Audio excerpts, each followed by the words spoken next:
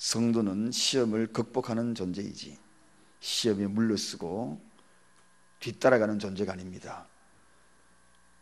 눌러야 하는 겁니다. 말씀으로 눌러버리고 주의 보혈의 능력으로 눌러버리고 하나님의 권능에 힘입어 눌러버리고 비실비실하면 안 됩니다. 그러면 악한 사단이 끊임없이 우리를 노리고 있을 것입니다. 말씀에 굳건히 서십시다. 환경을 이기고 극복하는 여러분이 되시기를 바랍니다. 오늘 본문에 보면 가버나움에서 많은 병든 자, 그들의 육체와 영혼을 고쳐주시는 장면입니다. 여러분, 그렇게 병들어 고통스러워하는 그들을 향하여서 예수님이 고쳐주시더라. 그런데 여기에 고쳐주시는데 좀 우리가 생각하고 발견돼야 될 내용들이, 또 의아해야 생각해야 할 내용들이 이 속에 소개가 되고 있는데, 문제는 나사렛에서는 그런 모습을 보이지 않다가 바로 이 가버나움에서 치료하시는 대목입니다. 그래서 우리는 나사렛 사람들처럼 신앙생활을 해서는 안 되고 가버나움 사람처럼 신앙생활을 해야 치료받고 고침을 얻는다. 마음도 육신도 영혼도 치료받고 그 고통에서 벗어날 수 있다는 것입니다. 사랑하는 오늘 읽어보시면 나사렛 사람들은 왜 이렇게 예수님이 그쪽에서는 권능을 행하지 아니하고 떠나버렸는가? 그들은 인성으로 오직 인정하는 예수였다는 것입니다. 사람으로만 인정하는 예수, 눈에 보이는 예수, 그것만 인정하는 자들, 그렇습니다. 그러면 가버나움 사람은 어떤 건가? 신앙의 자세에 따라서 이처럼 엄청난 차이가 있습니다. 가버나움 사람들은 인성과 신성을 다 인정했다는 것입니다. 여러분, 오늘 예수를 어떤 분으로 인정하십니까? 단지 성자로 오셔서 이 땅에 살다가 33년의 인생을 마치고 돌아가신 그분으로만 인정합니까? 세상 사람들처럼 똑같이 신앙생활해도, 똑같이 보아도, 예수를 똑같이 보아도 어떻게 나사렛 사람처럼 보면 거기에는 표적이 따를 수 없는 것이고 기적이 나에게 일어날 수 없는 것입니다. 예수님이 오셔도 그들에게는 결코 기적도 표적도 나타내지 않는다는 사실입니다. 그러므로 가버나움 사람처럼 주님을 인정해야 하는 것입니다. 오늘 우리는 이 세상에 가장 위대한 주님, 우주 만물을 창조하신 하나님, 그 앞에 여러분이 와 있는 계신 것입니다. 인성을 가지신 그분 앞에 오신 것이 아닙니다. 전지전능하신 하나님 앞에 이 자리에 앉아 계시는 것입니다.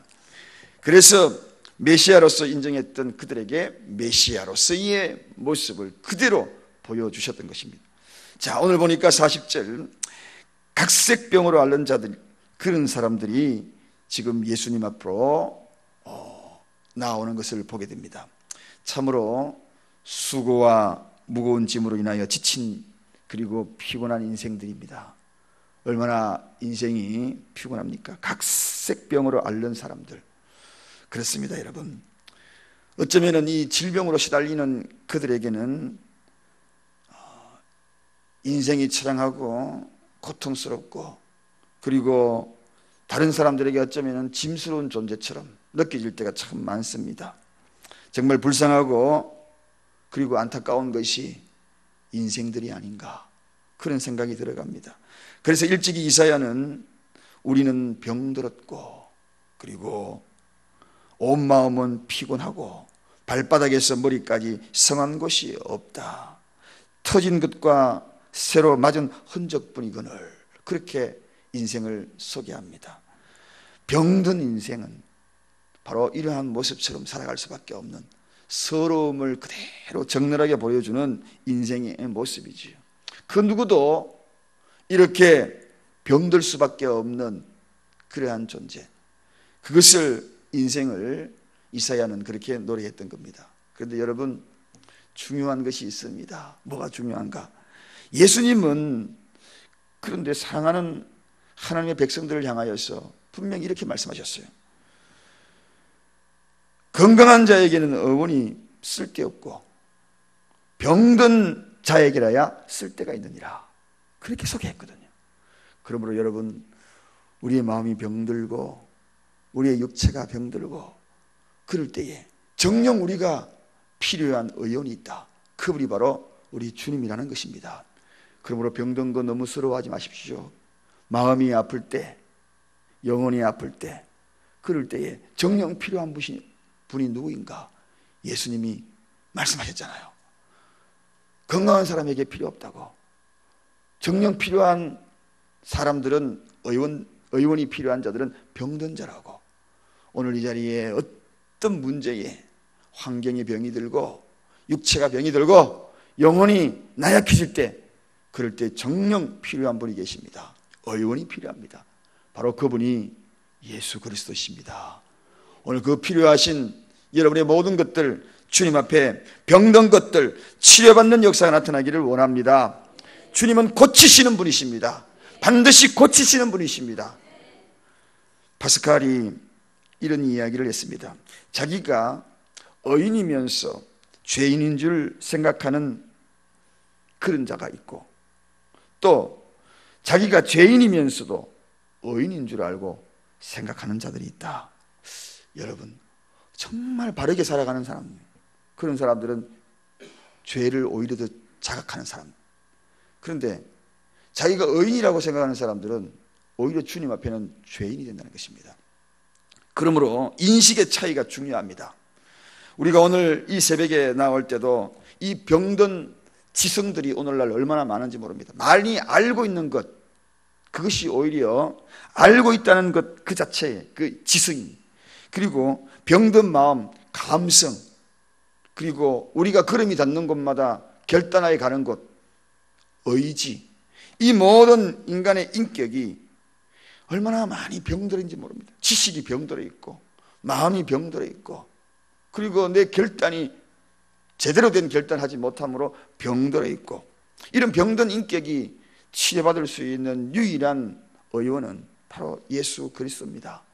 오늘 저와 여러분들은 이 새벽마다 누가복음이 의사가 아닙니까? 누가가 의사가 아닙니까? 의사가 고치시는 그런 과정들, 자기가 고쳐봤던 그런 모습들, 그런 것들을 예수님이 어떻게 우리에게 고치시는지, 병든 인격을 고쳐나가는 것, 그것에 대해서 구체적으로 말씀을 전개해 나갈 때마다 우리의 모든 병든 지식, 병든 마음, 병든 육체, 병든 결단, 이런 것들이 좀 치료받는 역사가 있기를 원합니다. 이번 주일부터 제가 인격에 대한 시리즈로 말씀을 좀 드리려고 합니다. 가장 큰 문제는 오늘 이 시대에는 인격이 병들어 있다는 거, 굉장히 중요한 문제인 것을 제가 이번에 며칠간 묵상하면서 깨달았던 내용입니다. 오늘 이제 이러한 것들이 치료가 되어 갈 때에 저와 여러분들이 온전하게 고침을 받고 정말 주님과의 그 관계, 가버나움 사람들, 그런 심정을 가져야만 고쳐진다는 것. 오늘 병든 자를 예수께 데려온 그들도 또한 중요합니다. 병든 자도 고치시지만 데리고 오는 사람이 얼마나 중요한지. 우리가 사랑의 프로포즈를 통하여서 지금 생명의 잔치를 준비하고 있습니다. 세상에 그 어떤 것보다 소중한 생명의 열매들을 위하여 준비하고 있는데, 그들을 데리고 오는 것도 굉장히 중요합니다. 오늘 여기 보니까 해질적에 각색 병으로 앓는 자 있는 사람들이 다 병인을 데리고 나오매. 여러분, 이렇게 고치는 예수님을 경험하기 위해서는 데리고 오는 사람이 있어야 돼요. 베데스다 연못가에 그게 넣어줄 사람, 은혜의 자리에 동참시킬 사람, 그 사람이 필요하다는 것입니다. 병든 사람을 데리고 온 그 사람이 누구일까 생각해 보니까 가족일 수도 있고, 때로는 친구일 수도 있고, 때로는 잘 알고 있는 이웃 사람일 수도 있고.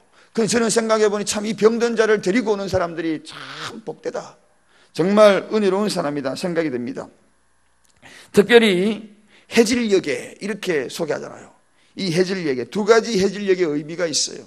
인생이 해가 져버리고 완전히 어두움이 짙어버리면 무슨 소용이 있겠습니까? 그때는 기회가 없는 거죠.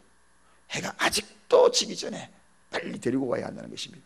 또 하나는 데리고 온 사람, 그들이 해질녘에 얼마나 피곤하겠습니까? 얼마나 지쳤습니까? 하루 종일 일하고 하루 종일 세상에서 부딪히고 이제는 집에서 편히 쉬어야 될 그런 상황 아닙니까? 그런데 그 시간대에 주님께 데려왔다는 것입니다. 자기들의 피곤함을 잊은 채, 여러분, 시간이 있어서 전도하고 시간이 있어서 복음을 전하는 것이 아닙니다. 지쳐있는 상태잖아요. 해질녘이잖아요. 그럼에도 불구하고 그들의 발걸음을 옮겨서 병약한 자들을 주님께로 인도하더라.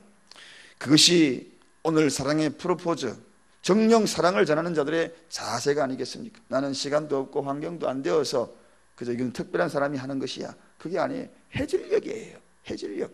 해질녘에 그들을 데리고 왔더라는 것입니다. 이들이 과연 누구인가?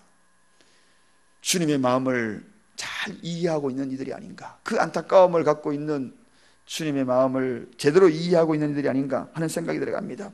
예수님의 역사는 바로 이 해질녘에 그 수고를 아끼지 아니하였을 때 역사가 일어나는 겁니다. 시간이 있을 때 편안한데 그저 시간 주어졌을 때만 하는 것이 아니라 이렇게 피곤해 지쳐 있지만 그런 환경과 상황 속에서 수고의 손길, 헌신의 손길, 그 손길을 통하여서 기적이 일어나고 역사가 일어나는 것입니다. 이번 기회에도 여러분 꼭 그런 환경을 한번 조성시켜 보십시오. 어느 날 갑자기 저녁 늦은 밤에 피곤해 있는데 배를 울르고 꽃다발 한 송이를 전하는, 우리 마지막에 프로포즈 하잖아요. 그 어떻게 찾아오셨? 저녁에 그렇게 피곤하실 텐데 나에게 이렇게 꽃다발을 전해주러 왔습니까? 프로포즈하러 왔습니까? 주님의 사랑을 프로포즈하러 왔습니까? 그게 감동받는 거죠. 빗방울이 뚜둑뚜둑 떨어지고 정말 바깥으로 나가기 싫은 그때에 배를 누르고 어떻게 하셨어요? 생각이 나서 왔습니다. 당신이 생각이 났어. 주님의 사랑을 전하고 싶어서 왔습니다. 그럴 때 감격받는 거죠. 사랑하는 여러분, 오늘 우리는 바로 이 해질녘의 두 가지 의미, 어두움이 그들에게 완전히 어둠이 밀려오기 전에, 그리고 내가 비록 피곤하더라도 지쳤더라도 그 시간을 통하여 하나님의 사랑을 전할 때 거기에 역사가 일어나는 것입니다.